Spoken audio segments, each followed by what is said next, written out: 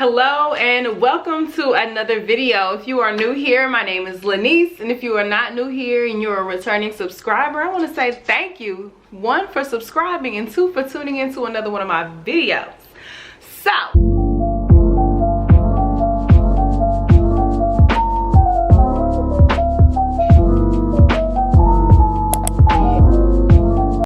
if you are new here, my name is Lanice and I'm a registered nurse, and I do these cool little nursing videos.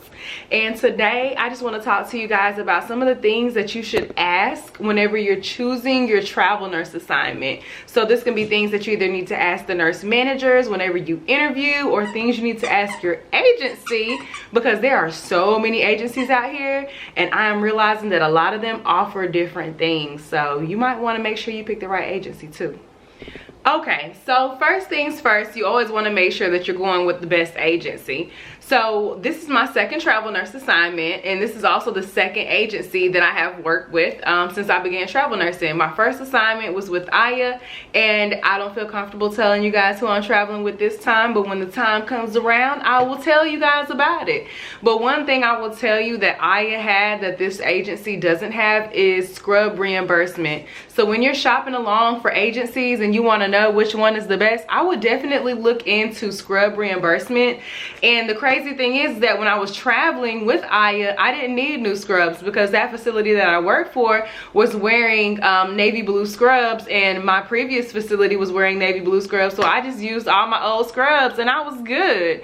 But now this facility that I work for is requiring that we wear royal blue scrubs, so I want the scrub reimbursement. However, the agency that I'm working with currently does not offer scrub reimbursement.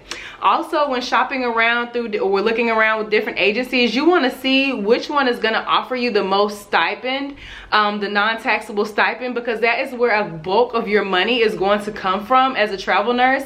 And with my last assignment, the stipend was about $200 a week higher than the stipend that I'm currently getting. Now, granted, your stipend also depends on the area that you're in. In my last contract, it was in Texas, and this contract it is in North Carolina, so I can see why the stipend might be a little bit less. However, I have seen other agencies give a higher stipend for the same facility, for the same area that I work in. So you know, you just want, when you want to shop around with agencies, and you want to just always go with who's going to pay you more for doing the same job, of course. So something else that you want to ask the agency is, do they offer you travel reimbursement? With my last agency, when I was working with Aya, they paid me mileage gas to drive from North Carolina to Texas, and it was a very good amount. They gave us a travel reimbursement, and from what I know, Aya gives you a travel reimbursement regardless of how far your assignment is. Now, granted, the further your assignment, the more you get, but with each assignment, they give you a $250 travel reimbursement to and from, which is a $500 total travel reimbursement. So you want to keep that in mind whenever you're looking through or searching different agencies. Another thing that is important whenever you're looking for different agencies is health insurance. As travel nurses, your health insurance normally starts and stops with your contracts, whereas different facilities have different rules whenever it comes to the health insurance, and different agencies, excuse me, have different rules whenever it comes to your health insurance. For example, when I was with Aya, my health insurance began the very first day of my contract. However, this contract that I'm currently working on with this agency, my health insurance doesn't start for 30 days. And I was not aware of that until I scheduled a doctor's appointment after the first day of my contract, thinking that my health insurance would start the first day of my contract. And I was wrong. I actually have to wait a 30-day period before my health insurance kicks in. Now, I do get vision and dental the very first day of the contract. However, the health insurance I had to wait on. So you guys want to ask that question to your agency whenever you're looking with who you want to sign a contract with, because to me that was very important, because I don't just carry insurance for me, I carry insurance for me and my daughter. Another thing is pay frequency. Now, I haven't been to too many agencies, or haven't heard of too many agencies paying people twice a month or bi-weekly. However, and most agencies do pay weekly. However, there are some agencies that you can get paid by the day. some agencies that you get paid by the week, and some agencies that you may get paid bi-weekly also. So that's something you want to ask the agency. So moving into things that you want to ask the nurse manager once you get an interview for one of your floors, the number one thing that I like to know is how many CNAs, or they're called different things in different states, but here in North Carolina where they're called CNAs, and you want to know how many CNAs per patient you'll have, because on my last floor we actually had one CNA for, I think it was, I want to say 28 or 38 beds, one CNA for the whole night. That was horrible. So the nurse was responsible for their own vital signs. The nurse was responsible for toileting their own patients. The nurse was responsible for their own total care patients. Basically, the CNA, since there was only one CNA, it was like the CNA wasn't expected to do anything because they couldn't do it all. So that means they didn't have to do anything. And I'm sorry, that sounds kind of bitter, but that was a very hard floor to work on, and I wish I would have known that it was like that before I had gotten there. They're not thinking about us, they're just walking by. No, off. Thank you. Okay, so something else that you want to know about the floor before you go is, are they travel friendly? Do they have a lot of travelers there already? Will you be welcomed, or will you be one of maybe 2 travelers on the whole floor?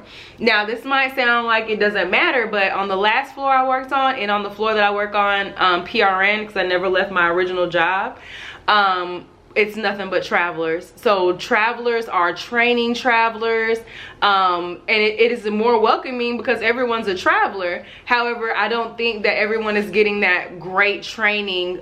Even though when you come in as a traveler you only get 1 or 2 days of training, you still have people that normally work that floor, have been working that floor for a long time, that you can ask questions.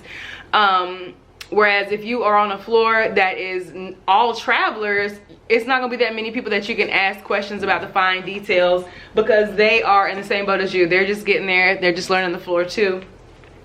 But at the same time, it is a little bit more welcoming, because the floor that I'm currently on, I think I'm one of maybe 2 travelers. However, everyone is very welcoming, but it's just like, it just feels weird, because it's like, I really do feel like the oddball. Everybody else does work for the hospital. They really do work for the company. So, you know, if that's important to you, if you want to know how travelers are treated, I would definitely ask that in the interview.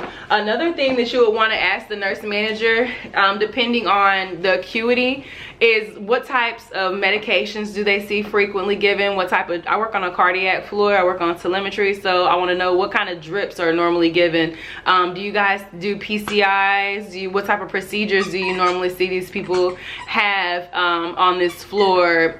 So things of that nature. What type of drips, what type of medications are given frequently? And what type of procedures are seen normally? Like, what can I expect to see on a day-to-day on this floor? That's something that's not out of the usual, something that's not gonna happen once every month, but something that I'm normally gonna see every day. I want to know those things. Also, I want to know the nurse to patient ratio. That probably should have been the #1 thing, because sometimes people will not tell you that you might be taking 7 patients, and if you're not used to taking 6 and 7 patients, you don't want to get stuck on the floor where that's the normal every day, because you're going to be miserable and you're going to make other people miserable, and when you're miserable you can't really give your all, your job your all. And I know you're like, oh well, you're getting paid all this money. I don't care how much money you're getting paid, there is not enough money to pay me to take 7 cardiac telemetry patients. I couldn't do it. It shouldn't be allowed. But you know, so you want to definitely ask those questions. Another question I like to ask is, do you guys allow travelers to get overtime? Because currently on my current contract, my overtime rate is $150 an hour. I can't see too many places saying, oh yeah, sure, come on, you can get all the overtime you want at $150 an hour. I don't know, but I do want to know if I do have that option, because if that option is, if I can have it, I'm gonna take it. So that's a question that I like to ask managers. You know, would you be okay with me getting overtime while I'm here? Okay, So another question that I like to ask, if this is important to you, it is important to me, is do they allow block scheduling? Block scheduling means that you're allowed to work all your days in a row and have all your days off in a row. So with my last facility, I was able to work 3 and 4 days in a row and take 5 and 6 off and then work 3 or 4 more on. They didn't care. This schedule, she told me straight up, she said, look, if you want all your days in a row, the only way I can allow you to take all your days in a row and guarantee it for you is if you work every weekend. And I said, oh, okay, I will not be working every weekend, so split them up. Split them up. Split them up it is. Because I do not like working on weekends like that. Right now, I'm actually kind of getting used to working weekends just because I want that extra cash.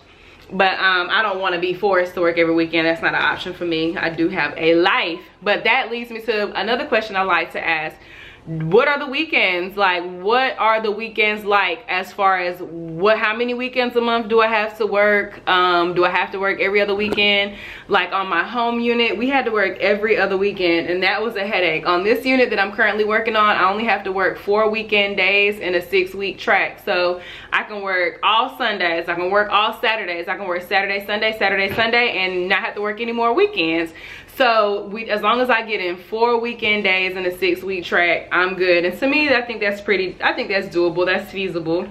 Something else that I like to ask is about the charting system. Now, I do not suggest anyone go on a travel contract or a travel assignment somewhere and they do not understand the charting system. I have been very fortunate. I started off on Epic with my first job, my first travel assignment. They also had Epic, and Epic is different from facility to facility because the second facility I was at, that Epic or the charting was a lot different. I'm guessing because it was just med surge and not cardiac med surge. So the assessment was a lot longer. It was a lot more charting. I used to never get off on time because charting was so thorough. But the floor that I'm working on now also uses Epic. But I have heard of people having to use Cerner, and I have heard that Cerner is not very user friendly. You cannot learn that in a day. And I think Epic is very user friendly. However, I think that it takes a lot of time to get used to Epic if you've never seen it. So you want to try to get as familiar as you can with your charting system before you start a new assignment, because charting will really hold you back if you can't do it. And then one other thing, I kind of already talked about this before, is are you able to create your own schedule? Some places allow you to create your own schedule, some places don't. So if that's important to you, you want to just make sure that you ask about scheduling, and if you're able to create your own schedule, or if you're going to be just a fill-in, they put you in on the days that their normal staff is not able to work. So those are some of the things that I like to ask, or I have learned to ask as I'm starting to do this travel nurse thing, and I felt like it would be good to share with you guys. And I hope that this video was very helpful. If there are any questions that you guys have, or any videos that you would like me to create for you guys, things you want to know about nursing, please drop comments down below. And if you haven't already, please hit the subscribe button, honey, because your girl needs some subscribers. I need some subscribers, and I just feel like my content is good and juicy. Y'all gonna like it, so just go ahead and subscribe.